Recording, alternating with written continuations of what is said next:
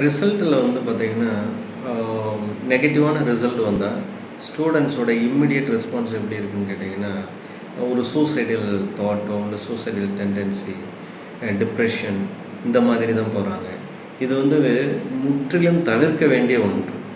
அதாவது ரிசல்ட்டு வந்து நெகட்டிவாக வந்துருச்சு, அதனால் என்னோடய வாழ்க்கையை நான் முடிச்சுக்கிறேன் அப்படிங்கிறது மிக மிக தவறான ஒரு குறிக்கோள்.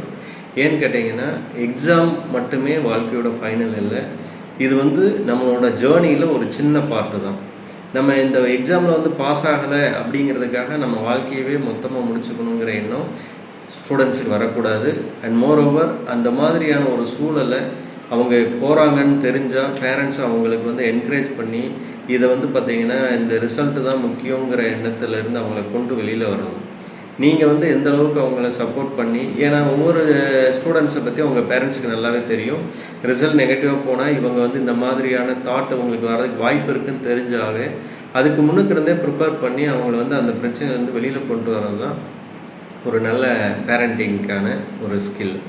ஸோ இனிமேல் இந்த மாதிரி எக்ஸாம் ரிசல்ட்ஸ் வர்றப்போ நியூஸ் பேப்பர்லேயும் எல்லாத்துலேயுமே வந்து பார்த்திங்கன்னா இத்தனை குழந்தைங்க சூசைட் பண்ணுறாங்க, இவ்வளோ பேர் சூசைட் ட்ரை பண்ணாங்க, இவ்வளோ பேர் டிப்ரெஷன் போயிட்டாங்கன்ற இந்த ஒரு நிலைமையிலிருந்து எல்லோரும் வெளியில் வரணுங்கிறது தான் நம்மளோட தாட்டேவும்.